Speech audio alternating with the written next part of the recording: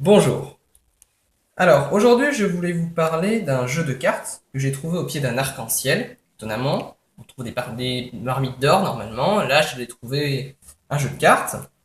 Et il est spécial pour deux raisons. Pour le reste, il est tout à fait normal. D'abord, il était donné avec deux lutins. Alors, deux lutins, bon, il y a marqué Joker, hein, ce sont deux lutins. Et en plus, ce jeu, au niveau des faces, oui, des faces, il est tout à fait normal. Vous pouvez le voir, hein. Il est tout à fait normal, il n'y a aucun souci. Le seul problème, c'est au niveau des dos. Ça peut surprendre, c'est que chaque dos, tous les dos ont une couleur différente. Du coup, chaque carte a deux identités, la couleur de son dos et la face de sa carte. Et on va essayer de s'en servir. Et les jokers, je vous fais remarquer, ont un dos rouge, tous les deux. Il faut quand même le noter. Ce que je vais demander aux spectateurs pour voir un peu les pouvoirs de jeu de cartes, parce que les lutins m'en ont appris beaucoup, c'est pendant que je passe les cartes comme ça, qu'ils me disent quand il veut stop. Stop, ici. Très bien. Donc on va mettre le premier joker et recouvrir le jeu comme ça. Pour le deuxième, on va découper des petits paquets. Je vais lui demander de me dire stop à nouveau. Stop. Parfait. Je mets le deuxième joker. On a donc nos deux lutins qui sont répartis dans le jeu sur des cartes aléatoires. On va tout de suite les regarder d'ailleurs pour éviter toute manipulation. Le premier et le deuxième. Voilà. On est bien là. On va s'intéresser maintenant aux cartes choisies. La première, on voit qu'elle a un dos jaune. Un dos jaune, on peut se demander...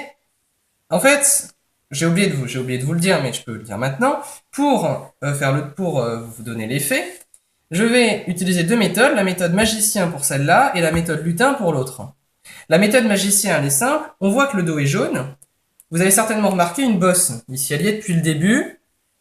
Et j'ai pas touché. Mais en fait, sous cette bosse, c'était pas une erreur. Il y avait un jeu de cartes jaune. On commence à voir la ressemblance. Et si on ouvre ce jeu de cartes jaune, hein, il n'y a aucune carte dans l'étui. Il n'y a bien aucune carte dans l'étui. Attends, je vais bien montrer. Si on ouvre ce jeu de cartes jaune et qu'on regarde, eh bien on se rend compte qu'une carte est retournée, c'est le 9 de pique. Il n'y en a qu'une seule.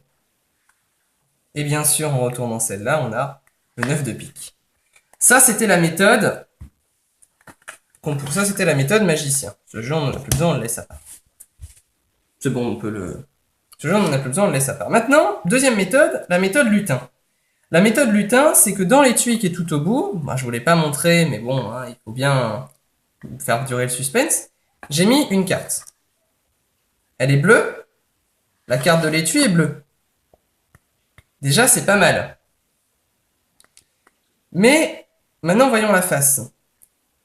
La face correspond, vous allez voir pourquoi, parce que toutes les cartes sont représentées.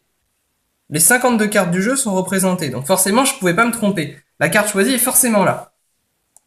Je sais que c'est pas très satisfaisant, donc voilà comment je vais procéder. Cette carte me sert à rien.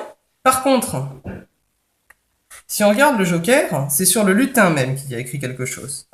Et là, je vais bien montrer à la caméra pour qu'on puisse le lire. Alors, c'est un peu flou, mais guarantee, if, bon, je vais le lire ici, if the magic you've seen isn't all you had hoped it would be, perhaps you should just need to believe. Bon, ça sert à rien. We guarantee that the card you picked was the Four of Diamonds. Four of Diamonds, 4 de carreaux, vous pouvez vérifier sous Google Traduction. Et si on regarde effectivement la carte bleue, c'est le 4 de carreaux. Je pense qu'on peut applaudir les lutins là.